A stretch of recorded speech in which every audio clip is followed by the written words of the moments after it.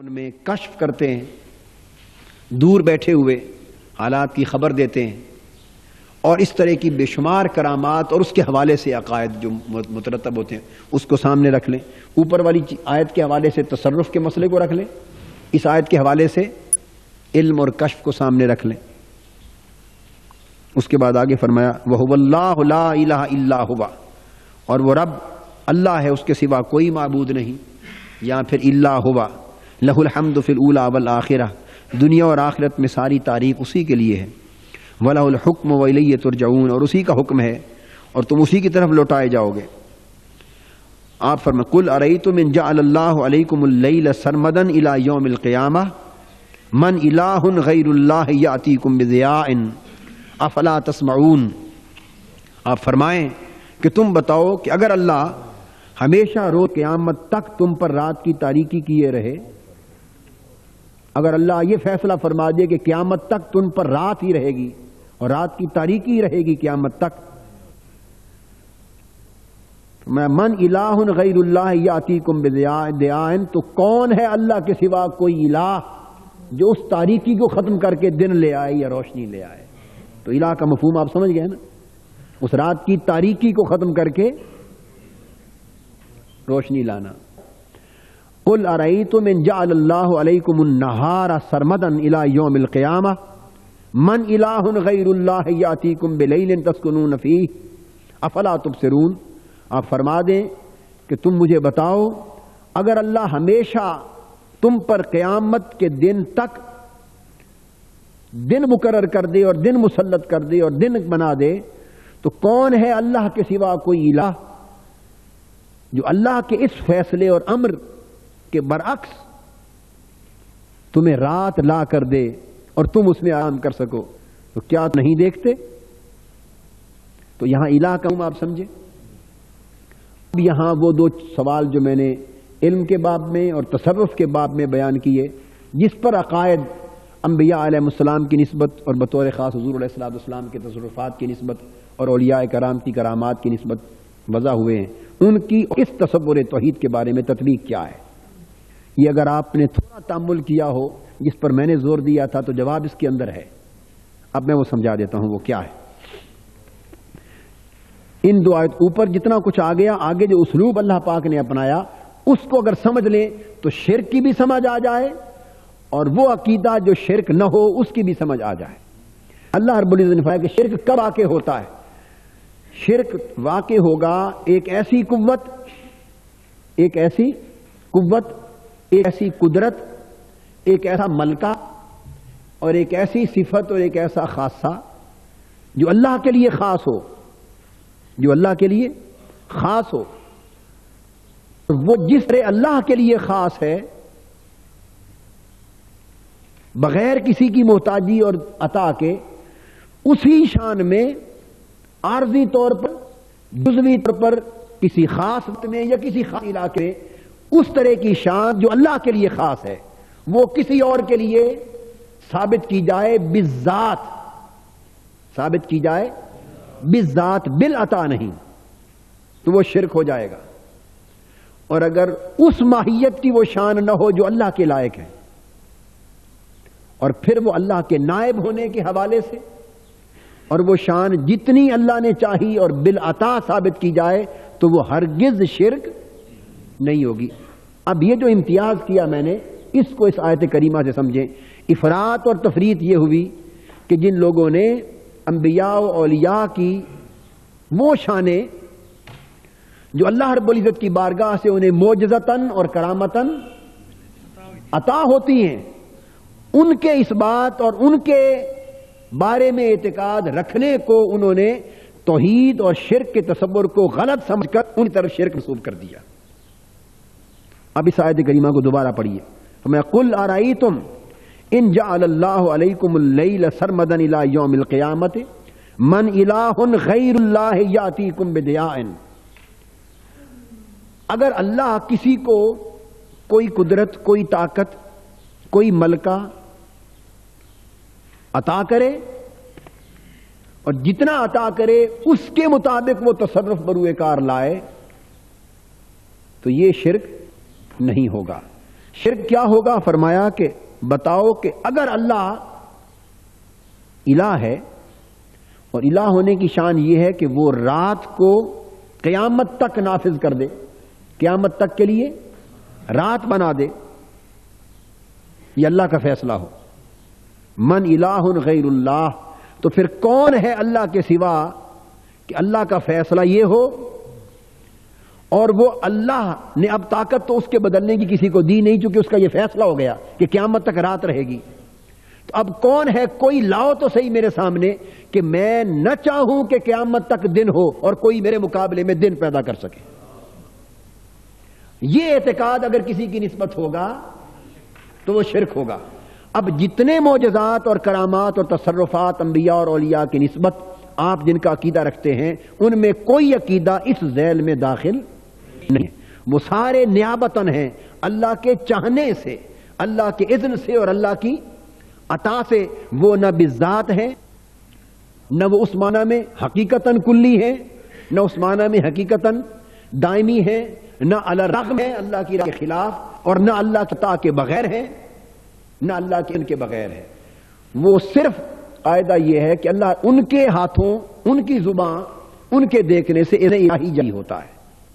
اب وہ جو فرمایا کن سیفن، تو اب اس کن سیفن کا اختیار بذات حاصل نہ تھا، مگر اللہ رب العزت نے اطاعت میں، نوافل میں، عبادت میں، بندگی میں تقرب یہ عطا کر دیا ہے کہ جسے چاہتا ہے اللہ پاک اس امر میں اپنی نیابت عطا فرماتا ہے، اور نیابتاً جب وہ کلمہ صادر کرتے ہیں تو وہی تصرف رونما ہوتا ہے، اس تصرف پہ آپ اعتقاد رکھتے ہیں۔ یہ چیز شرک کے زمرے میں کبھی نہیں۔ پورے قرآن مجید میں اول سے آخر تک اس کا مطالعہ کریں، جس چیز کا میں نے استثناء کیا، اس چیز کو قرآن مجید میں کسی مقام پر ایک ایک باریکی بیان کی، اس کو قرآن مجید نے شرک نہیں کہا۔ اس کو شرک کہنا یہ زیادتی اور تجاوز ہے، یعنی غیر شرک پر شرک کا انتباہ کرنا ہے۔ تو شرک کے لیے 3-4 اصول کیا وضع ہوئے؟ عقیدہ کب شرک بنے گا؟ بالعطا نہ ہو، بالذات ہو۔ نمبر 1، کسی تصرف، کسی علم، کسی فیض کے پہنچنے، تصرف فرمانے، کسی چیز کی عطا کرنے، کسی کی مشکل دور کر دینے، الغرض جتنی چیزوں کو ہم نے اب تک لیا تھا اس میں کسی کا متصرف ہونا، کسی کا متصرف ہونا۔ نمبر 1 بالذات ہو بلکہ بالعطا ہو، اور اس کا اپنا ارادہ ہو کہ اذن الہی ہو جو اس کے ہاتھ پر یا اس کی زبان پر جاری ہو رہا ہو۔ اس لیے حدیث پاک میں آپ بخاری شریف کو سنیے، جس میں حضور علیہ السلام نے فرمایا، اللہ رب العزت ارشاد فرمایا، لا یزال عبدی یتقرب الی بالنوافل حتی احببتہ، فاذا احببتہ کنت سمعہ الذی یسمع بہ وبصرہ الذی یبصر بہ ویدہ التی یبطش بہا ورجلہ التی یمشی بہا وفی روایت وفؤادہ التی یرید بہا ویعقل بہا، مختلف روایتوں میں۔ تو اب وہ جو میں نے تفسیر کی، اس کی شرح اس بخاری شریف کی اور حدیث میں آ گئی کہ بندہ عبادت کرتا کرتا، نفل پڑھتا پڑھتا اللہ کے قریب ہوتا چلا جاتا ہے۔ یتقرب الی بالنوافل، میرا بندہ نوافل ادا کرتا کرتا میرے قریب ہوتا چلا جاتا ہے۔ اور صاف ظاہر ہے اب یہ مقام نہ کسی کافر کو میسر ہو سکتا ہے، نہ کسی مشرک کو، نہ کسی بت کو، یہ انبیاء، اولیاء اور صلحاء کو ہی نصیب ہو سکتا ہے۔ کیوں؟ نوافل پڑھتے پڑھتے، یعنی طاعت کرتے کرتے، عبادت کرتے کرتے اللہ کے قریب ہوتے چلے جاتے ہیں، حتیٰ کہ اتنا قریب ہو جاتا ہے مقرب ہو کر احببتہ، کہ میں اسے اپنا محبوب بنا لیتا ہوں، میں اسے اپنا محبوب بنا لیتا ہوں۔ تو جب وہ میرا محبوب ہو جاتا ہے، احببتہ، میرا محبوب ہو جاتا ہے، تو میں اس کے کان بن جاتا ہوں جس سے وہ سننے لگتا ہے، میں اس کی آنکھ بن جاتا ہوں جس سے وہ دیکھتا ہے، میں اس کے ہاتھ بناتا ہوں جس سے وہ گرفت کرتا ہے، میں اس کے پاؤں بن جاتا ہوں جس سے وہ چلتا ہے، میں اس کے ہاتھ اور میں اس کے زبان بن جاتا ہوں جس سے وہ یتکلم بہا کلام کرتا ہے، میں اس کا دل بن جاتا ہوں جس سے وہ ارادہ کرتا اور سوچتا ہے۔ تو تین چیزیں آ گئیں۔ اللہ کے جو بندے عبادت اور بندگی اور طاعت کے ذریعے بڑھتے ہیں تو اللہ کے قریب مقرب ہو جاتے ہیں، جب درجہ مقربیت میں پہنچتے ہیں تو اللہ انہیں اپنا محبوب بنا لیتا ہے، جب محبوب بن جاتے ہیں تو وہ اللہ کے نائب ہو جاتے ہیں، انہیں نیابت کا درجہ نصیب ہو جاتا ہے۔ اس مقام پر اللہ پاک ان میں اپنا اذن جاری کرتا ہے اور وہ معزون ہو جاتے ہیں، وہ صاحبان اذن ہوتے ہیں، معزون ہوتے ہیں، تو اللہ پاک انہیں مقرب کرتا ہے۔ اس قرب کے باعث وہ اللہ کے محبوب ہوتے ہیں، اور اللہ کے محبوب ہونے کے باعث اللہ پاک نے اپنا معزون کرتا ہے۔ تو سو جو کچھ ان سے صادر ہوتا ہے وہ باذن الہی، بے عطائے الہی، اور ان کا اذن الہی گردانا جاتا ہے، ان کا کرنا۔ اس لیے فرمایا گفتہ اللہ بود گرچہ از حلقوم عبداللہ بود، اس بندے کا بولنا اللہ کا بولنا ہو جاتا ہے، باوجود اس کے کہ بات بندے کی زبان سے نکل رہی، اس کے حلق سے نکل رہی ہے، مگر کلام وہ۔ تو یہاں اذن الہی جاری ہوتا ہے، جتنا اللہ چاہتا ہے، جتنا اللہ چاہے۔ کب تک؟ جب تک اللہ چاہے۔ وہ اس اذن کے مالک نہیں ہوتے، اس اذن کے کفار و مشرکین کا عقیدہ یہ نہیں تھا۔ اب ہم آگے ان کے عقائد کو پڑھیں گے۔ مشرکین کا عقیدہ اپنے بتوں کی نسبت تصرف کے باب میں اس طرح کا، وہ جو ہے نا کہ جب مصیبت میں پھنستے، تکلیف میں جاتے تو اللہ کو پکارتے، توحید ربوبیت کا اقرار کرتے، اور جب بچ جاتے تو پھر شرک کرتے، یعنی توحید الوہیت میں۔ تو وہ جو توحید الوہیت جس کا اقرار نہ کرتے تھے، جس میں شرک میں مبتلا ہوتے، وہ شرک تھا کہ عام معاملات میں وہ ان بتوں کو یا اپنے معبودان باطلہ کو اسی طرح متصرف یا اسی طرح صاحبان عزم یا صاحبان اختیار، خواہ ایک معاملے میں، مثلا اس کو رزق کے معاملے میں سمجھتے، اس کو بارش کے معاملے میں سمجھتے، اس کو فلاں، یعنی وہ ان کو اس طرح سمجھتے جیسے الہ کے بارے میں عقیدہ رکھنے کا حق ہے، خواہ وہ جزوی طور پہ رکھتے، خواہ وہ مختلف حوالوں سے رکھتے، مگر وہ عقیدہ جو الہ کے لیے رکھا جانا ضروری تھا، اس مصیبت میں پھنستے تو اللہ کو پکارتے، جب اس سے نکل آتے تو وہ عقیدہ جو اللہ کے لیے تھا وہ مختلف جہتوں میں ان بتوں یا معبودان باطلہ یا جن کی بھی پرستش کرتے ان کے لیے منسوب کرتے۔ ان کا شرک توحید الوہیت میں یہ تھا۔ اب اسی طرح قرآن مجید نے آگے دوسری آیت بھی اسی طرح بیان فرمائی، اور اگر اللہ چاہے فیصلہ کر دے کہ قیامت تک دن رہے تو کون ہے غیر اللہ، اللہ کے سوا کوئی اور کہ جو اللہ کے اذن کے خلاف، اس میں خلاف اذن تصور پایا گیا، بلا اذن پایا گیا، اللہ کے اذن کے خلاف کون ہے جو رات لا سکے اور تم اس میں آرام کر سکو۔ ایک نقطہ بھی سمجھ گئے اچھی طرح، دوسرا نقطہ اس میں سمجھ لیں جی، کہ درجہ قرب پر اذن حاصل ہوتا ہے جی، اور اس اذن کی بنا پر ان سے کوئی تصرف ظاہر ہوتا ہے، تو وہ کیا وہ وقتی ہوتا ہے یا وہ قدرت ہے پر وہ دیگر اوقات میں بھی مختلف؟ اگر اس کو ہم واضح کرتے چلیں تو آپ کی گفتگو سے تو یہ محسوس ہوتا ہے کہ انبیاء کے اختیارات میں کچھ نہیں ہے، یہ سارے مظاہر ہیں، اور یہاں قرآن نے باقاعدہ بیان کر دیا ربک یخلق ما یشاء و یختار، کیونکہ مالکیت تو ہم نے بطور صراحت نہیں لی، یختار میں تو مختار ہونا اللہ کا ثابت ہوتا ہے۔ تو یہ جو کرامات ہیں، یہ معجزات جو ہیں، یہ انبیاء کے اختیار میں ہوتی ہیں یا یہ صرف بطور مظہر ہوتے ہیں اور اللہ تعالیٰ کا تصرف ہوتا ہے؟ اس پر یہ جو سوال آپ نے کیا اور مفتی صاحب نے بات کی، اس پر علماء کے متکلمین محدثین نے بحثیں کی، اس پر دونوں آراء بیان کی گئیں، دونوں آراء بیان کی گئیں، اور اس میں سے کسی ایک کو بھی شرک علماء اور محدثین نے نہیں گردانا، مگر اس کے اندر کلامی بحث ہوئی ہے، یعنی ان کی ماہیت اور حقیقت کو سمجھنے پر بحث ہوئی ہے، مگر دونوں میں سے کسی امر کے اعتقاد کو شرک نہیں گردانا۔ بعضوں نے یہ کہا کہ، مگر اکثریت نے نہیں، بعضوں نے یہ کہا کہ اس قسم کے معجزات اور کرام کا یہ تصرفات صدور انبیاء اور اولیاء کے ہاتھ سے وہ اسی وقت ہوتا ہے اللہ چاہتا ہے، اور اس کے علاوہ باقی ان کے ہاتھ پر نہیں ہوتا، مگر جمہور اہل سنت اور جمہور اہل اسلام اور ائمہ محدثین یا فقہا کا نقطہ نظر جدا، انہوں نے کہا انہوں نے کہا کہ اذن اس وقت جاری ہوتا ہے ہاتھ سے، اور اس کے بعد جب کوئی نیا موقع آتا ہے اللہ چاہتا ہے تو اس وقت پھر اذن ہوتا ہے اور وہ اس کا اجرا کرتے ہیں، پھر کوئی نیا موقع آتا ہے پھر اذن جاری ہوتا ہے، اس کا اجرا ہوتا ہے۔ مگر یہ موقف کمزور ہے، اور جمہور اہل اسلام کا اور کتاب اور سنت اور بہت ساری چیزوں کی مطابقت میں یہ موقف نہیں۔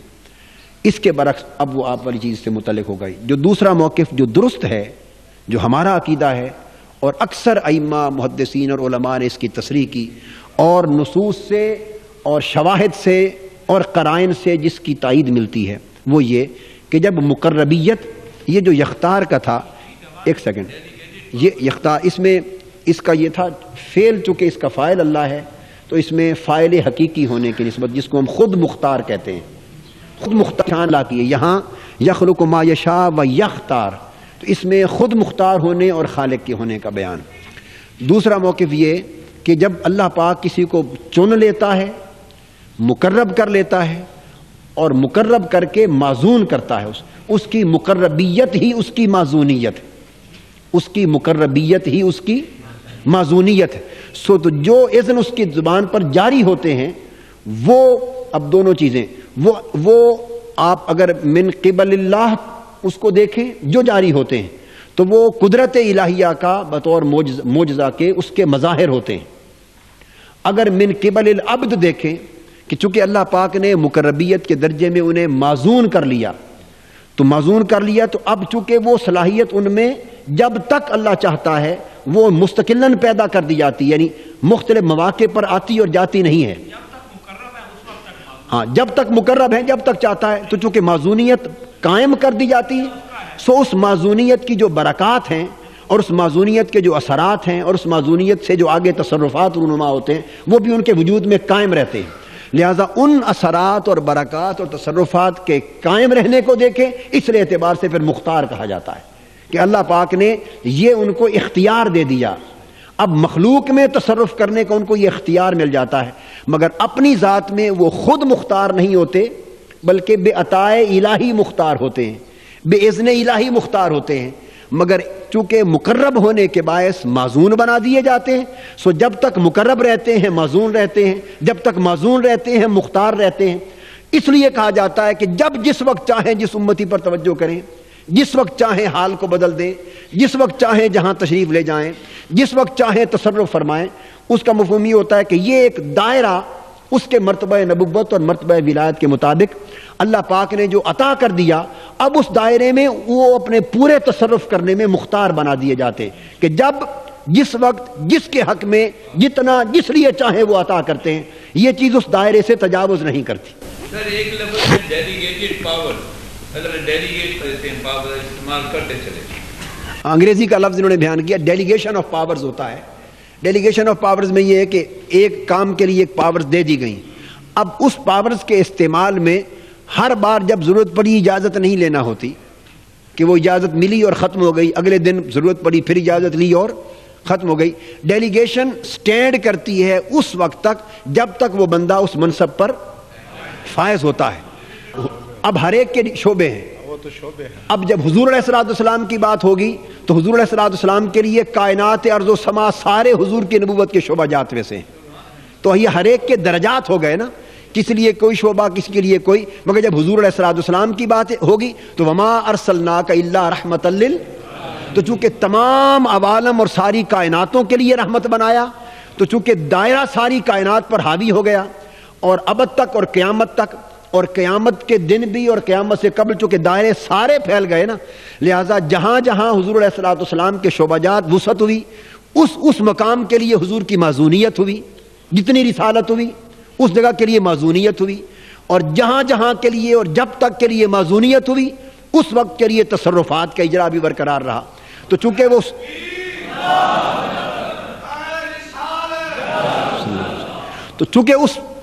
اس اور وہ حد اور وہ اللہ کے علم میں ہوتی، وہ اور وہ ہر ایک کو اس کے مقام و مرتبہ کے مطابق دی جاتی۔ تو جب حضور علیہ الصلوۃ والسلام کی ذات اس کے لیے لفظ استعمال کریں گے مختار کل، تو لفظ کل یاد رکھ لیجئے جب اللہ کے لیے استعمال ہوگا، خواہ علم کے باب میں خواہ اختیار اور تصرف کے باب میں، وہ کل معنی حقیقی میں ہوگا، وہ کل اپنے معنی حقیقی میں. جب کسی اور کے لیے استعمال ہوگا کل تو وہ اپنے معنی اضافی میں نہیں، معنی وہ اضافتاً استعمال ہوگا. اب مخلوق کے اندر کل کے دائرے جدا جدا ہیں. مثلا ہم اس حال کے اندر بیٹھے ہیں تو اس حال میں یہ ریحل پڑے ہیں، تو حال کی مناسبت سے حال کی چار دیواری یہ فضا کل ہے اور یہ جگہ جز ہے. مگر حال پوری مسجد کی مناسبت سے جز ہے. ہمارے لیے حال کل ہے مگر مسجد کے لیے حال جز ہے، مسجد کل ہے. اب ٹاؤن ایم بلاک یا ادارہ منہاج القرآن کے لیے یہ مسجد جو حال کے مقابلے میں کل تھی، ادارہ منہاج القرآن کے رقبے کے مقابلے میں جز ہو گئی اور ادارہ کل ہو گیا. ادارہ جو مسجد کے مقابلے میں رقبتاً رقبے کے اعتبار سے کل تھا، وہ ماڈل ٹاؤن ایم بلاک کے مقابلے میں جز ہو گیا. اور Model Town M block Lahore کے مقابلے میں جز ہو گیا. لاہور ماڈل ٹاؤن کے لیے کل تھا مگر پاکستان کے لیے، پاکستان تمام شہروں کے لیے کل تھا مگر دنیا کے لیے، دنیا تمام شہروں کے لیے ممالک کے لیے کل تھی مگر کائنات کے لیے جز ہو گیا. اور کائنات اس کے مافیہا کے لیے کل تھی مگر وہ اس کائناتوں کے لیے جز ہو گیا. اور ہمارا علم یہاں جا کے ختم ہو گیا، ہمارا علم یہاں جا کر ہمارے علم میں جو کچھ معلوم ہے، اور اس کی دو حدیں ہیں، ما کانا وما، یہ دو حدیں ہو گئیں، ما کانا وما یکون، دو حدیں ہو گئیں. تو ہمارا علم چونکہ ان دو حدوں پر جا کے ختم ہو گیا، ہمارے لیے یہ کل ہوا. تو جب حضور علیہ الصلوۃ والسلام کی ذات اقدس کے لیے علم اور اختیار کی بات ہوگی تو علم اور اختیار کو جب حضور کا کریں گے کہ علم علم کلی ہے اور اختیار اختیار کلی ہے، اس کا مطلب یہ ہے کہ ما کانا سے لے کر ما یکون تک ہر چیز کو محیط ہے. مگر اللہ کے لیے ما کان و ما یکون یہ جز ہے. اللہ کے لیے یہ، چونکہ وہ ما کانا کا بھی خالق اور ما یکون کا بھی خالق، تو خالق کے لیے ہر مخلوق جو اپنے محاط کے لیے کل ہو، محیط کل ہوتا ہے اور محاط، ہر مخلوق جو اپنے محاط یعنی جس کو احاطے میں لیا اس کے لیے کل ہو، اللہ کے لیے ہر محیط بھی جز ہے. تو حضور علیہ الصلوۃ والسلام علم الہی کے مقابلے میں جزئی ہوا، بعض ہوا، اور دیگر ساری مخلوق اور خالق کی مناسبت سے کلی ہوا. اختیارات و تصرفات اختیارات الہی کے مقابلے میں بعض ہوئے، جز ہوئے، اور باقی مخلوق کی مناسبت سے چونکہ اتنے اختیار ساری مخلوق کو بھی نہ ملے جو، تو ان تمام اختیارات کی حیثیت اختیارات مصطفی کے مقابلے میں جز ہوئی اور آپ کی کل ہوئی. مگر یہ سارا جس کو ہم کل کہہ رہے ہیں یہ اذن الہی سے ہے. یہ تو اب امت کے لیے جو اجرا فرمائیں گے اور کائنات میں جس پر جو فرمائیں گے، جو ان کے دائرہ معزونیت میں ہے، وہاں وہ مختار کہلائیں گے، وہاں وہ مختار کہلائیں گے. اور وہ اختیار ہوگا چونکہ جب تک وہ درجہ اور منصب قائم ہے، اور وہ قیامت کے بعد تک بھی قائم ہے، تو جب تک وہ منصب و درجہ قائم ہے وہ اختیار قائم ہے. اس کو جب ہم کریں، اب اس کو جب توحید الوہیت کے تصور کے ساتھ جب موازنہ کیا تو تصور یہ واضح ہوا کہ یہ ہے دائرے. یہ کیا ہے؟ دائرے. ایک وقت میں کسی کو طاقت ملی اور اس نے اس طاقت کا استعمال کیا، تصرف بروئے کار لایا، اور دوسرے کو وہ طاقت پورے وقت کے لیے، پورے دن کے لیے مل گئی، اس نے پورے دن اس اختیار کے ذریعے تصرف کیا. ایک کو پورے مہینے کے لیے مل گئی، تو فرق ہو گیا نا سارا. تو سوال یہ ہے کہ جو طاقت ایک وقت کے لیے کسی کو ملنا اور کسی کے لیے ثابت ہونا شرک نہیں، وہی طاقت عمر بھر کے لیے ملنا کیسے شرک ہو گیا؟ آپ اس نقطے کو سمجھیں. شرک ایک ایسی چیز ہے جو ایک لمحے کے لیے بھی غیر خدا کے لیے ثابت نہیں ہو سکتی، وہ شرک ہے. تو وہ لوگ جو کہتے ہیں کہ اس لمحے طاقت ملتی اور باقی لمحے نہیں ہوتی، اگر تو وہ اس اعتقاد کو شرک سے بچنے کے لیے مناتے ہیں تو اس میں تو شرک کا اندیشہ ہی نہیں. کہ اگر اس طاقت شرک اس لمحے کی بات نہیں، شرک کا تعلق اس تصرف سے ہے، تو اگر اس لمحے تصرف کی طاقت ملنا شرک نہیں تو عمر بھر، عمر بھی تو ایک حد ہے، عمر بھی تو ایک، اور پھر کائنات کی عمر بھی ایک دنیا، تو اس تک کے یہ ملنا تو وہ بھی اللہ کے چاہنے سے ہوا اور یہ بھی اللہ کے چاہنے سے ہوا. اور جب وہ اختیار اللہ نے نہیں دیا تھا یا وہ علم اللہ نے نہیں دیا تھا اس وقت وہ علم نہ تھا، جب ملا تو پھر وہ برقرار رہا. یہ فرق اللہ اور مخلوق کے علم میں بھی ہے کہ اللہ پر کبھی ایسا لمحہ نہیں آتا کہ کوئی چیز اس کے علم میں نہ ہو اور بعد میں معلوم ہو جائے، مگر انبیاء کی علم کی یہ شان ہے، وہ قدیم ہے، یہ حادث. اللہ دیتا ہے تو علم میں آ جاتا ہے، جب نہیں عطا فرمایا ہوتا تو احیاناً آتا ہے. تو یہ چیزیں جو توحید کے عقیدے کے لیے بیان ہوئی، اس اعتبار سے کسی اور کے لیے ثابت کی جائیں تو وہ شرک ہوں گی، اور اگر اس کی ماہیت جس نے میں نے سمجھایا بدل گئی تو وہ شرک نہ رہا. تو کچھ ان کے سمجھنے میں کمی بیشی ہوتی ہے اور کچھ ان کے اطلاق میں غلطی ہوتی ہے کہ جو اطلاق نہیں بنتا جائز اس کو کیا جاتا ہے. اب اسی تصرف کی بات کر رہے تھے، تاہا کو پڑھیں. اچھا تو یہ تاہا، اب دیکھیے یہاں تیسری آیت چوتھی آیت سے شروع ہو رہا ہے مضمون اسی کو. طٰہٰ ما انزلنا علیک القرآن لتشقى الا تذکرۃ لمن یخشی تنزیلا ممن خلق الارض والسماوات العلی. تو شان ایک بیان ہوئی نا، شان.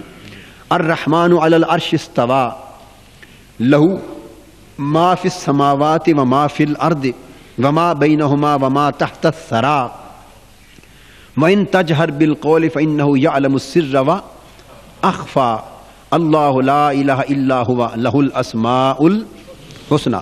تو ایک بیان ہے اس میں، دیکھا کہ مثلا علم ہے، سر و اخفا کا علم ہے جو اللہ کے لیے بیان کیا گیا، اس کو متعلق کیا خلق الارض والسماوات العلی، کہ ایک علم جو خالق کو حاصل ہے اور ایک علم جو مخلوق کو عطا کرتا ہے، اس کی ماہیت ہی مختلف، اس کی ماہیت ہی مختلف. چونکہ میں نے آپ کو یہ ادھر بتایا تھا علم کے لیے کہ علم یہاں بالذات کا بتایا، وہاں بتایا بالذات محیط بالکل ہو اور علم بالقدرت. تو بیان علم سے پہلے آپ دیکھیے کہ اللہ پاک نے محیط کل ہونے کا جو کل حقیقی معنی میں، اور پھر علم بالقدرت کا حوالہ اس میں فرمایا ممن خلق الارض والسماوات العلی، زمین کو پیدا کیا اور سارے اونچے آسمانوں کو پیدا کیا، وما بینہما وما تحت الثری، اور جو کچھ ان دو کے درمیان ہے اس کو پیدا کیا، اور جو کچھ زمین کے نیچے ہے اس کو پیدا کیا. لہو ما فی السماوات الرحمن علی العرش استوى، اوپر فرمایا رحمان جس نے عرش پر قرار پکڑا استوا فرمایا. تو گویا زمین کا خالق، سب آسمانوں کا خالق، پھر عرش ما تحت العرش اور ما فوق العرش اس کا خالق، پھر جو کچھ زمینوں اور آسمانوں کے اندر ہے وہی اس کا مالک، اور جو زمین کے نیچے ہے اس کا مالک. یہ ساری چیزیں خالقیت اور مالکیت کی بیان کر کے فرمایا وَإِن تَجْهَرْ بِالْقَوْلِ فَإِنَّهُ يَعْلَمُ السِّرَّ وَأَخْفَى. بیان تو جہر بالقول اور اخفاء کے حوالے سے آیا، مگر علم کا تصور بیان کر دیا کہ اللہ کا علم محض علم نہیں ہے، بلکہ وہ علم ہے جو خالق کی شان کے لائق ہوتا ہے، جس علم میں قدرت داخل ہے، جس علم میں قدرت داخل ہے، جس علم میں خالقیت داخل ہے، جس علم میں اس کا محیی اور ممیت ہونا داخل ہے، جس علم میں بدل دینا یعنی وہ داخل ہے کسی چیز کو. تو علم بالقدرت، علم بالذات اور علم محیط بالکل حقیقتاً. تو یہ علم کے بیان سے پہلے اس مضمون کو لانے کا مفہوم علم الہی کی ماہیت سمجھانا تھا. اس طرح بہت سارے مقامات پر اس چیز کو اللہ رب العزت نے واضح فرمایا. سورہ آل عمران میں بھی ہے، میں آیت پڑھ دیتا ہوں، مفہوم واضح ہو چکا، اس کو صرف سمجھ لیں. ان اللہ لا یخفی علیہ شیء فی الارض ولا فی السماء هو الذی یصورکم فی الارحام کیف یشاء. سورہ پارہ 3 آل عمران پہلے رکوع میں ہے، یا اس سے پہلے آیت نمبر 3 ان اللہ لا یخفی علیہ شیء فی الارض ولا فی السماء. اللہ بے شک یقیناً اللہ وہ ہے جس پر کوئی بھی چیز نہ زمین میں پوشیدہ ہے اور نہ آسمان میں پوشیدہ ہے. اس میں علم کی ماہیت کو سمجھیں کہ علم الہی کی شان کیا ہے، اور جو علم مخلوق کے لیے ثابت ہوتا ہے اس کی شان. یہاں فرمایا ان اللہ لا یخفی علیہ شیء، شیء مرفوع آیا ہے، شیئن پر رفع ہے، پیش ہے.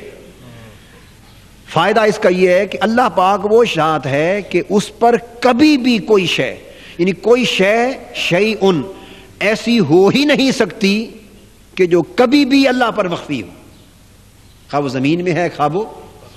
تو علم کی یہ شان اللہ کے لیے ثابت کرنا توحید ہے، اور علم کی یہ شان اللہ کے سوا کسی کے لیے ثابت کرنا شرک. اور انبیاء علیہ السلام کے لیے جس علم کا میں نے ذکر کیا، خواہ وہ حضور علیہ الصلوۃ والسلام کا علم مبارک ہے، انبیاء کا یا اولیاء کرام کا، جس درجے کا اور جتنا بھی وسیع ہے اس کے لیے علم کی یہ شان ثابت نہیں کی جاتی. لا یخفی علی شیء فی الارض ولا فی السماء، اس میں امکان رد کر دیا، اس میں امکان خارج از امکان کر دیا کہ کائنات میں کوئی شے ہو تو کوئی لمحہ ایسا نہیں ہوتا کہ وہ اللہ پر مخفی تھی اور اب علم میں آ گئی. نہیں، یہ شیء کا فائدہ ہے. اس کے بعد فرمایا هو الذی یصورکم فی الارحام کیف یشاء، وہ خدا ہے جو تمہیں تمہاری ماؤں کے پیٹوں کے اندر، ارحام کے اندر تمہیں شکل و صورت عطا کرتا ہے. اس کا اشارہ اس امر کی طرف ہے کہ گویا علم کا تو یہ عالم ہے کہ کائنات ارض و سما میں اور جملہ مخلوقات میں کوئی شے کبھی بھی اس پر مخفی نہیں ہوتی، یعنی اسے کوئی علم عطا نہیں کرتا، بلکہ ہر چیز از خود اس پر منکشف ہے، ہر چیز از خود اس پر. اور اس کا ایک اور مفہوم یوں بھی اس کو اس طرح سمجھ لیں کہ اللہ کا علم کائنات کی ہر چیز پر حاوی ہے. حاوی شیئن، یہ اشارہ حاوی، رفع کا اشارہ حاوی ہونے پر تھا. تو کوئی شے علم الہی سے خارج ہو یہ نہیں ہو سکتا، علم الہی پر سے خارج ہو یہ، بلکہ علم الہی ہر شے پر محیط اور ہمیشہ سے. اور یہی حالت تصرف کی ہے کہ جب کوئی چیز وجود میں نہیں ہوتی، پیدا بھی نہیں ہوتا کوئی بچہ، تو اللہ پاک کسی چیز کے وجود سے پہلے بھی اس پر متصرف ہے، اور اس کا نقش اول بھی اللہ بناتا ہے. اور پھر اس کے اور مقامات پر بھی اس طرح کا بیان آیا، جیسے یبدأ الخلق ثم یعیدہ میں بھی، کہ پہلی خلق بھی اللہ نے کی اور مار کے دوبارہ تخلیق بھی اللہ کرے گا. تو اس شان کی خالقیت اور تصرف کسی کو حاصل نہیں ہوتا.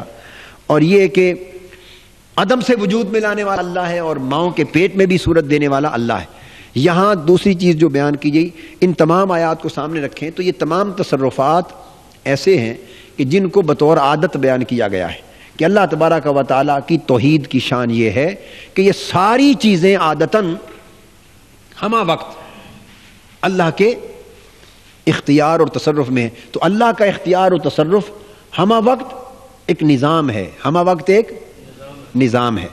تو اگر جزواً یا کاملاً کوئی ایسا تصرف اور اختیار بطور نظام کے غیر خدا کی طرف منسوب ہوتا تو شرک ہوگا. اور اولیاء و انبیاء کو جو تصرف نصیب ہوتا ہے وہ بطور تصرف ہوتا ہے، جس کو خرق عادت کہتے ہیں. وہ کیا ہوتا ہے؟ وہ خرق عادت ہوتا ہے، وہ تصرف. یعنی پیدا کرنا اور مارنے کا نظام انبیاء اور اولیاء کو سپرد نہیں کیا جاتا. اس میں اگر کوئی چیز ان سے معجزتاً اور کرامتاً صادر ہوتی یا کسی معاملے میں جو تصرف کرتے ہیں تو تصرف خرق عادت کہلائے گا، اور نظام کائنات کی خالقیت اور اس کے قیومیت کی جو عادت ہے وہ شان الہی ہے. اب دونوں میں فرق سمجھے یا نہیں سمجھے؟ انبیاء اور اولیاء اگر تصرفاً ان سے کچھ صادر ہو، وہ تصرف فرمائیں، تو وہ تصرف فرمانا نظام نہیں ہوگا، وہ نظام نہیں ہوگا، بلکہ اللہ پاک نے جس طرح کا اذن ان کو عطا فرمایا تھا اور جس طرح کے تصرف پہ وہ مامور تھے یا جس طرح کا تصرف کرنے کا انہیں اللہ نے اختیار دیا تھا، وہ درجہ خرق عادت میں، وہ درجہ خرق عادت سب اللہ کی طرف ہے. عادت نظام کی سب اللہ کی طرف ہے، اور انبیاء سے جو تصرفات ثابت ہیں وہ خرق عادت کے درجے میں ہوتے ہیں، اور وہ اللہ پاک ان کو اختیار عطا فرماتا ہے. تو ان آیتوں پر اگر اس طرح پہلے جو لیلاً سرمدن کا بیان، تمام آیتوں کو اس نظر سے بھی دیکھیں تو یہ ایک معرفت آپ کو نصیب ہوگی توحید کی، اور ایک حقیقت منکشف ہوگی آپ پر کہ جتنی شانیں ہیں جن کو اللہ کے لیے ثابت کرنا توحید ہے اور غیر کے لیے ثابت کرنا شرک ہے، ان میں ایک اصول یکساں ہر جگہ نظر آئے گا، اور وہ یہ کہ وہ شان ہوگی جو دائماً ایک نظام کے طور پہ کار فرمائے، ایک نظام کے طور پہ کار فرمائے. اب میں نے آپ کو وہ چیز اسی طرح آپ سورہ انعام لے لیں، سورہ انعام. آپ اس چیز کو سمجھ گئے نا جو میں نے آپ کو سامنے رکھی ہے، اس کی روشنی میں پھر اس آیت کو پڑھیے. میں چند آیتوں کے نمونے دے رہا ہوں، آپ پورے قرآن مجید کو پڑھیں گے تو آپ کے اوپر یہ ہر جگہ یکسانیت سے چیز ملے گی. اس سے توحید اور غیر توحید، توحید اور شرک کا ایک امتیاز وہ منکشف ہو جائے گا اچھی طرح. پہلا آغاز یہیں سے ہوتا ہے سورہ انعام کا، الحمدللہ الذی خلق السماوات والارض. ہر جگہ آپ کو ایک ہی مضمون ملے گا، تمام تعریفیں اس اللہ کے لیے ہیں جس نے آسمانوں اور زمینوں کو پیدا فرمایا. وجعل الظلمات والنور، اور جس نے اندھیریوں اور روشنی کو بنایا، پیدا کیا. ثم الذین کفروا بربہم یعدلون، پھر جو لوگ کفر کر رہے ہیں وہ اللہ کے یعنی وہ راہ اعتدال سے ہٹ رہے ہیں، بہک رہے ہیں، گمراہ ہو رہے ہیں، اور اپنے پروردگار کے ساتھ کسی کو برابر اور شریک ٹھہرا رہے ہیں. والذی خلقکم من طین ثم قضا اجلا، وہی اللہ ہے جس نے تم کو مٹی سے پیدا فرمایا پھر موت کا وقت دیا. اب عیسیٰ علیہ السلام کو یہ طاقت اللہ نے عطا کی، یہ ان کا معجزہ بن گیا کہ انی اخلق لکم من الطین کہیئۃ الطیر فانفخ فیہ. تو اخلق کا لفظ استعمال کیا. اب یہ کل بات ہو رہی تھی الفاظ کے استعمال کی بھی، تو میں نے کہا تھا کہ ایسے الفاظ ہیں کہ جو کہیں استعمال حقیقت کے معنی میں اور کہیں، تو اللہ پاک کے لیے جا بجا یخلق کے الفاظ استعمال ہوئے اور خالقہ کے الفاظ اللہ پاک نے استعمال فرمائے. اور عیسیٰ علیہ السلام نے فرمایا انی اخلق لکم، میں تمہارے لیے پیدا کرتا ہوں، میں تمہارے لیے. یہ آگے یہ جو بات توسل میں یا استعانت میں آئی تھی اس سے متعلق ہے، لیکن چلو اگر اس پہ کلیئر ہو گئی تو آگے آسانی ہو جائے گی، آپ گفتگو کی ضرورت نہیں رہے گی. تو بعض کلمات جس میں براہ راست ایک فعل کسی کی طرف منسوب کرتے ہیں، تو رات کو بات ہوئی تھی، تو قرآن مجید سے جس طرح لآہب لک غلاما زکیہ تھا، تو دوسری آیت آ گئی انی اخلق لکم من الطین کہیئۃ الطیر، کہ میں پرندوں کی طرح کی شکل ان کی مورت مٹی سے تمہارے لیے پیدا کرتا ہوں. تو یہاں اخلق بمعنی حقیقت ہے یا بمعنی مجاز؟ تو ان کو اب پھر لفظ وہی استعمال کیا، بنایا، پھونک ماری اور وہ زندہ ہو گئے. مگر یہ جو چیز ان کو ملی، یہ معجزہ جس کو ہم اعتقاد کرتے ہیں، یہ اللہ پاک کا اذن ملا مرتبہ نبوت میں، اور وہ ایک مرتبہ نہیں، اس دن وہ پھر عمر بھر تادم رفع الی السماء جائے. تو جو چیز اللہ عطا فرماتا ہے کرامتاً یا معجزتاً، وہ پھر اللہ پاک اس کو اس وقت تک جب تک اللہ چاہتا ہے، اور اس کا مطلب ان کی زندگی ہے، ان کی حیات ہے، یا اس کے بعد بھی جب تک اللہ کو منظور ہوتا ہے وہ چیز برقرار ہوتی. یہاں بھی خالق آیا تو وہاں مجاز کے طور پہ معنی لیا جائے گا اور یہاں حقیقت کے طور پہ معنی لیا جائے گا. سو اسی طرح کا بھی مخاطبہ کرتے ہیں، کسی بزرگ کے بارے میں کہتے ہیں کہ مجھ پر تو فلاں بزرگ کا کرم ہے، یہ سب انہی کی عطا ہے، یہ سب داتا صاحب کی مہربانی، یہ سب حضور غوث پاک کا کرم ہے، یہ سارا گھر میں جو کچھ ہے یہ سب انہی کی دین ہے. کرتے ہیں نا آپ، رات کو بات ہوئی تھی. تو ایسے سارے کلمات جو ہوں گے دو معنی ہوں گے، لفظ مجاز میں ہوں گے، لفظ اپنی حقیقت کے معنی پر محمول نہیں بلکہ معنی مجاز میں ہوں گے، اور اس بزرگ کا عمل دخل اور اس بزرگ کی جو عطا ہے وہ معنی توسل میں ہوگی، توکل میں نہیں ہوگی. الفاظ کا استعمال بمعنی مجاز ہوگا، اور ان کا تصرف یا ان کا عمل دخل یا ان کی برکت یا ان کی نسبت جو ہے وہ بمعنی توسل ہوگی. اب یہاں فرمایا هو اللہ فی السماوات و فی الارض یعلم سرکم و جہرکم و یعلم ما تکسبون، اور وہی اللہ ہے جو آسمانوں اور زمینوں میں ہے، معبود حقیقی، اور وہ تمہارے چھپی کو بھی جانتا ہے اور ظاہر باتوں کو بھی، اور جو کچھ تم کرتے ہو ان کو بھی جانتا ہے. تو آپ نے دیکھا کہ اس مقام پر وہی چیز اسی طرح بیان کی کہ اللہ پاک نے اپنی خلاقیت کو بیان کیا، اور خلاقیت کو بیان کر کے اور پورے نظام پر خالق مالک اور قادر ہونے کو بیان کر کے پھر اللہ پاک نے اپنے علم کو بیان کیا. تو علم الہی کی بات سمجھ لیں، علم مطلع ہونا ایک ایسا علم ہے کہ جو علم بالقدرت نہیں ہے. وہ میں نے مطلع علی الغیب اور عالم الغیب کا فرق کیا تھا. آپ سوال کر سکتے ہیں کہ علم تو ہو گیا، ایک تو تھا علم اپنے صدور یعنی علم اپنی ماخذ کے اعتبار سے، وہ فرق سمجھا دیا تھا کہ عالم الغیب کسی کے بتانے سے نہیں ہوتا بلکہ بالذات ہوتا ہے، اور مطلع علی الغیب کسی کے علم غیب عطا کرنے سے ہوتے ہیں۔ اور دوسرا فرق یہ اب سمجھا رہا ہوں کہ عالم الغیب آپ جہاں بھی مقام قرآن مجید میں پڑھیں گے، علم غیب کے بیان کے ساتھ اکثر مقامات پر قدرت الہیہ کا بیان آئے گا، کائنات کے خالق و مالک اور قادر اور متصرف علی الاطلاق ہونے، متصرف بالذات ہونے کا بیان آئے گا، جس کا مطلب اس علم کی خاصیت یہ ہے کہ وہ علم بالقدرت ہے۔ اور انبیاء کو جو علم عطا ہوتا ہے وہ علم بالقدرت نہیں ہوتا، وہ علم غیب ہے، وہ مطلع علی الغیب ہوتے ہیں۔ اور جو قدرت کی بات ہم نے کی، تصرف کی، قدرت کی، اختیار کی، وہ ایک دوسرا باب ہے جو ان کے فضائل اور کرامات میں سے ہے، جو انبیاء کو مختلف چیزوں میں قدرتیں اور ان کے تصرفات اور اختیارات استعمال کیے جاتے ہیں۔ مگر علم الہی اور علم مخلوق کی ماہیت میں یہ بنیادی فرق ہوتا ہے۔ یہ اس آیت کریمہ میں یہ بات آ گئی۔ اب میں نے کہا تھا کہ ایک ادھار رہا وہ نفع و ضرر کے حوالے سے مالکیت کا، تو نافع ہونا کسی کے بارے میں عقیدہ یہ شرک نہیں، بلکہ اس کے مالک ہونے کی نسبت یہ اعتقاد رکھنا شرک۔ اب اس سے بھی پہلے تھوڑا اور لے لیں، یہی چیز جو میں آپ کو قدرت اور اس کا جو یعنی تصرف کا ایک طرف اس بات اور دوسری طرف ہو تو شرک، اس کا ایک اور بھی لے لیں۔ یہ سورہ انعام پارہ اس کے دوسرے رکوع میں ہے، ام یمسسک اللہ بدر فلا کاشف لہ الا ہوا۔ میں نے جو ایک آپ کو استدلال نہیں دیا تھا کہ قیامت تک رات اگر اللہ طاری کر دے تو کون ہے جو دن لائے، وہاں توحید کا تصور تھا۔ اب اسی مفہوم میں یہ دوسری آیت آ گئی۔ اب میں جتنی آیتیں اس وقت آپ کو کوٹ کر رہا ہوں، اب یہ وہ ساری آیتیں، یہ کلائمیکس ہے ان علماء کا کہ جو توحید کے حوالے سے ان تصرفات اور ان چیزوں کو ثابت کرنے کے لیے کوٹ کرتے ہیں جو ان کو، تو میں وہ مقامات آپ کو اس لیے سمجھا رہا ہوں کہ ہر چیز کو اس آیت کے اندر سمجھیں کہ مفہوم کیا ہے اور غلط اطلاق کیا گیا ہے، اور پھر باقی مضامین جو قرآن مجید میں توحید کیا ہے اس کے حوالے سے بھی سمجھنے میں آسانی ہے۔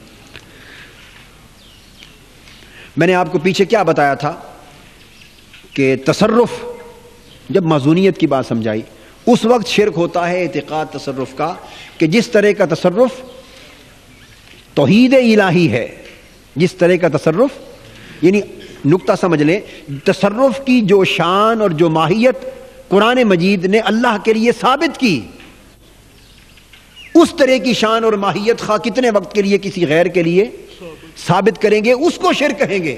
اب کیا جاتا ہے، اللہ کے لیے جو چیز، جو صفت ثابت کی قرآن نے اور جس کو توحید کہا، اس مضمون کے اندر کچھ خواص، کچھ شرائط، کچھ صفات، کچھ ماہیتیں بیان کی جاتی، تو لوگ کیا کرتے ہیں کہ ان خواص اور ماہیتوں کو نظر انداز کر دیتے ہیں اور اس کا اجمالی مفہوم لے لیتے ہیں، اس کا اجمالی مفہوم لے لیتے ہیں، اور پھر اجمالی مفہوم سے جو حاصل اور مراد ہوتا ہے اس کو دوسرے کے لیے ثابت ہوتا ہوا دیکھ کر اس پر شرک کا اطلاق کر دیتے ہیں۔ مثلا بیان آیت میں تصرف کا آیا، اب میرے سامنے وہ کتابیں ہیں اس وقت جو میں کھول کے، جن میں سے ایک ایک آیت پڑھ کے اس کو قرآن مجید سے نکال کے آپ کو سمجھا رہا ہوں کہ جن آیتوں کو آپ کے بارے میں مختلف عقائد کے اوپر شرک کا اطلاق کرنے میں پڑھا جاتا ہے، تو سمجھانا یہ چاہتا ہوں کہ اگر اس آیت کو سیاق و سباق سے اور اس کے نفس مضمون کو غور سے دیکھیں اور سمجھیں، سب سے پہلی بات، شرک کا فیصلہ اس وقت تک نہیں ہو سکتا جب تک اس کے مد مقابل توحید کے اس تصور کی ماہیت کو نہ سمجھیں۔ شرک فی نفس ہی کوئی شے نہیں، شرک فی نفس ہی، شرک توحید کی مخالفت ہے، توحید کی ضد ہے، شرک کا اپنا کوئی وجود نہیں، توحید کی، تو توحید کے اعتقاد کی جس شک، توحید کے عقیدے کی جس شک کے مقابل آپ شرک کو رکھ رہے ہیں، تو وہ شرک تب ثابت ہوگا کہ جب اس توحید کے عقیدے کی پوری ماہیت سامنے ہوگی، پوری ماہیت سامنے ہوگی۔ یوں تو اللہ پاک سمیع و بصیر بھی ہے کہ انہ هو السمیع بصیر. اور انسان کے بارے میں فرمایا وجعلناہ سمیعا بصیرا، ہم نے انسان کو سمیع اور بصیر بنایا. تو اگر محض یہ بات دیکھنے سے کہ یہ صفت اللہ کے لیے قرآن میں ثابت تھی اور غیر خدا کے لیے ثابت کر دی، سو یہ شرک اور کفر ہو گیا. تو سارا نظام ایمان کا درم برم ہو جاتا اور قرآنی تعلیمات درم برم ہو جاتی.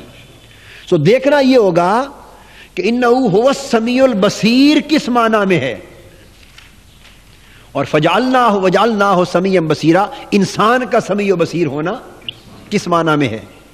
اگر انسان کو سمیع و بصیر اس معنی میں سمجھا جس معنی میں اللہ کا سمیع و بصیر ہونا ثابت ہے، تو پھر اس شرک کی ضد آئی نا، تب یہ شرک ہوا.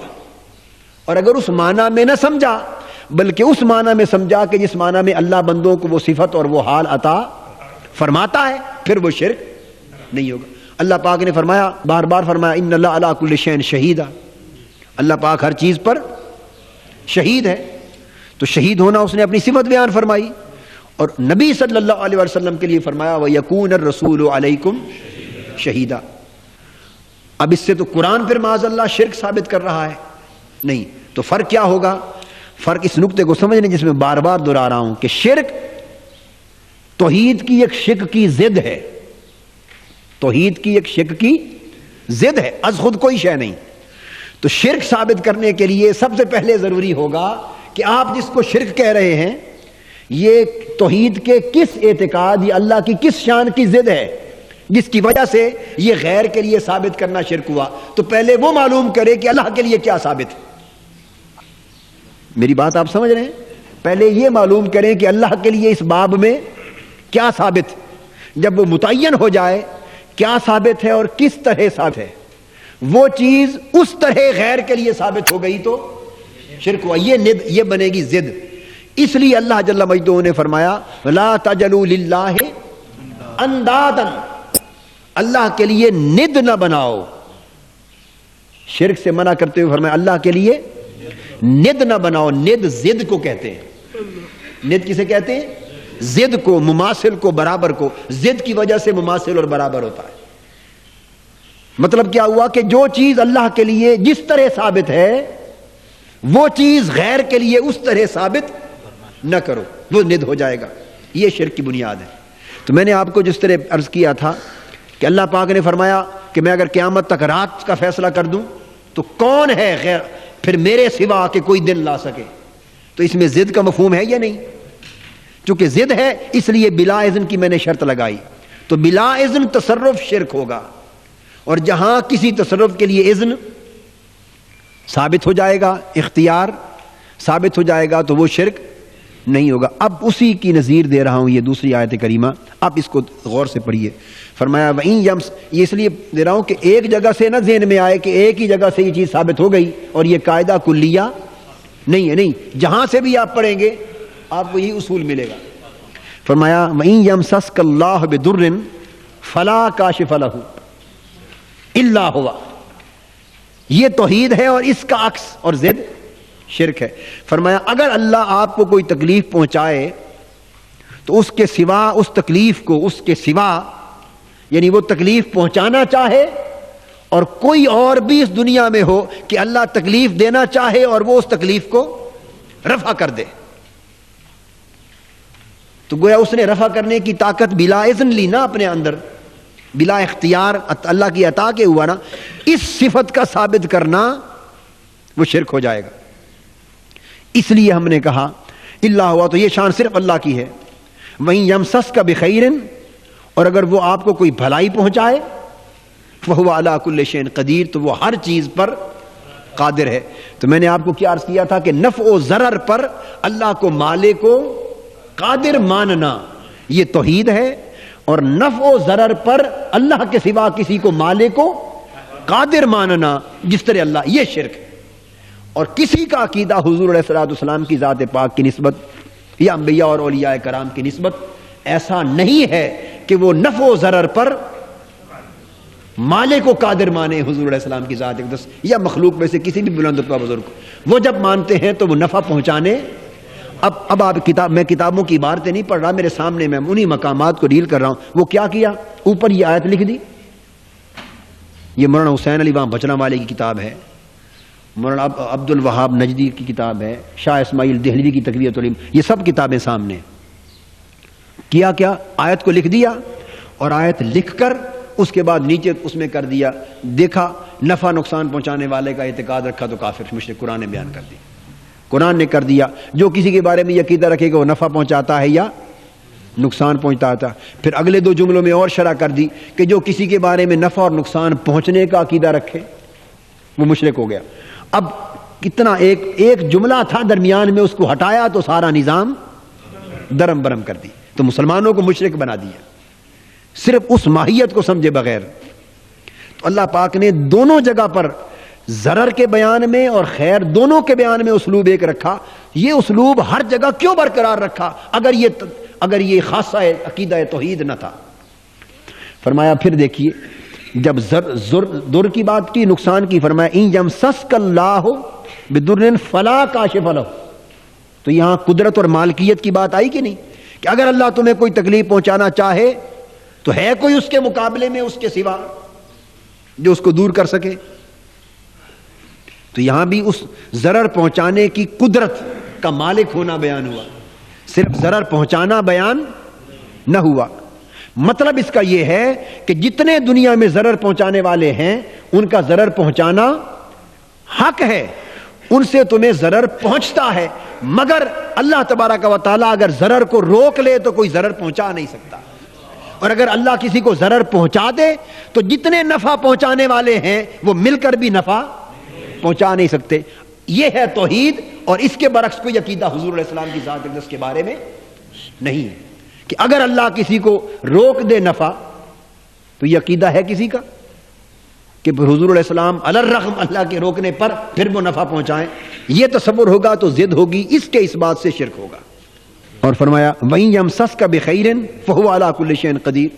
اور اگر وہ کوئی بھلائی پہنچائے تو بے شک اللہ ہر چیز پر قادر ہے. تو بھلائی میں بھی قدرت کا بیان کیا.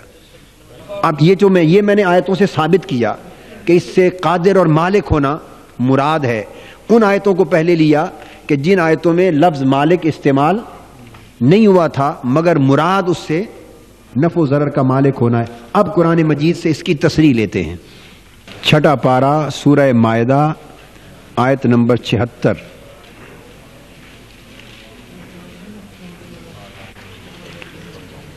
ارشاد فرمایا قل اتعبدون من دون اللہ ما لا یملک لکم ضرا ولا نفعا واللہ هو السمیع العلیم.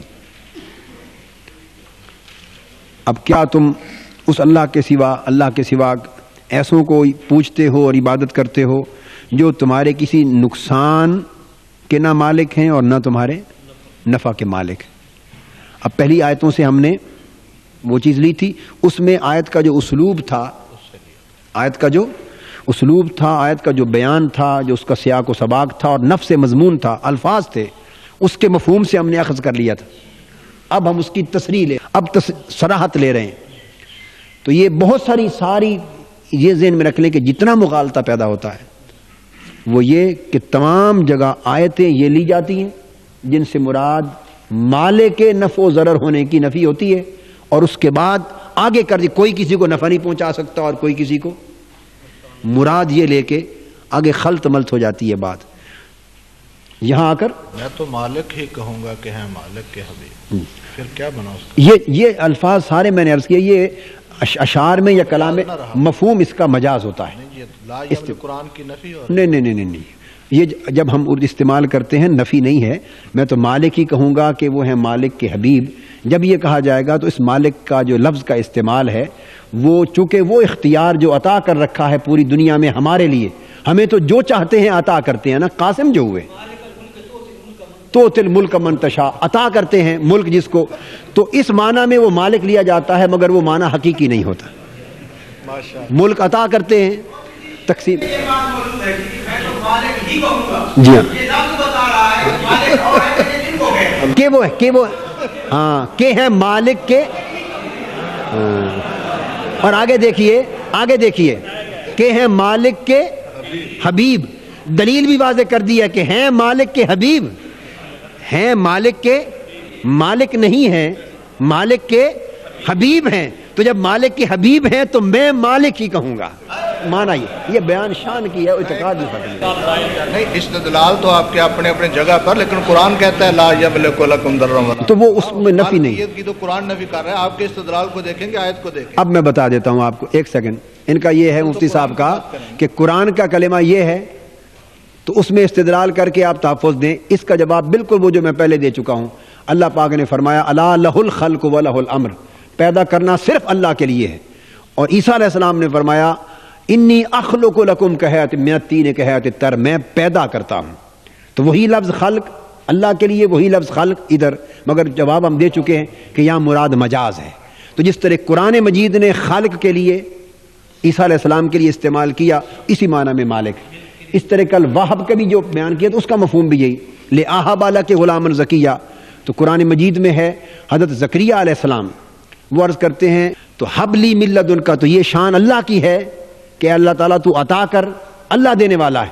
مگر جبرائیل امین آگے کہتے ہیں لآہب لک غلاما زکیہ, پاک بیٹا میں دینے آیا ہوں, پاک بیٹا. تو بالکل وہی وہب اللہ کی شان, مگر یہاں لآہب فرمایا. وہی خلق اللہ کی شان, مگر یہاں خلق کا استعمال کیا. جیسے کہ اب رب کی طرف, تیسری دلیل کی طرف آ جائیے. حضرت یوسف علیہ السلام بیان کرتے ہیں سورہ یوسف میں, کسی غیر کا کہا ہوا ہوتا تو بات اور ہوتی. یوسف علیہ السلام فرماتے ہیں قیدیوں کو کہ جاؤ اپنے رب سے میرا یہ پیغام پہنچا دینا اور میری بات کہنا. تو اللہ کا نبی کہہ رہا ہے لوگوں کو, چونکہ فرعون مصر رب کہلاتا تھا اور ان کا بنا ہوا تھا وہ سارا. تو یوسف علیہ السلام نے اس استعمال عرفی کو, استعمال معنی عرفی کو سامنے رکھ کر مجازن آپ نے بھی اس کے لیے رب کے کلمہ کا استعمال کر دیا. یہ ہے جس شخص پر رہائی کا گمان تھا, اس سے یوسف علیہ السلام نے فرمایا. 12 پارہ سورہ یوسف آیت نمبر 41 سے آگے شروع ہو رہی, 41 42.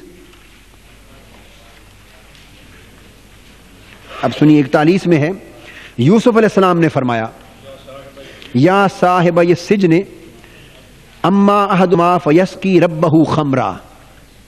وہ تعبیر یہ بیان کر رہے, فرما رہے ہیں خواب کی, اے قید خانہ کے رفیقو, تم میں ایک تو جرم سے بری ہو کر اپنے رب کو بدستور شراب پلایا کرے گا.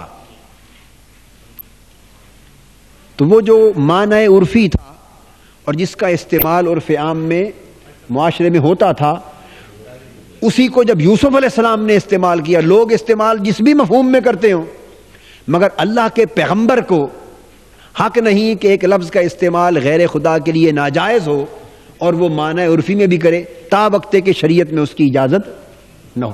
تو وہاں ربہ, اپنے رب کو پلایا گیا. یہ کس نے فرمایا؟ یوسف علیہ السلام نے فرعون مصر کو اس کے خادم کے لیے ربہ کہا. تو رب کا معنی بھی ایک طرح کا مالک ہی ہوتا ہے, رب کا معنی بھی مالک ہی ہوتا ہے. اور فرمایا دوسرے کے لیے پھر دوسری تعبیر بیان کی. آیت نمبر 42 میں آگے فرمایا وقال للذی ظن انہ ناج منہم اذکرنی عند ربک. اور جس شخص پر رہائی کا گمان تھا اس سے یوسف علیہ السلام نے فرمایا, جب تعبیر بیان فرما دی, فرمایا کہ اپنے رب کے پاس میرا تذکرہ کر دینا, اپنے رب کے پاس میرا ذکر کر دینا.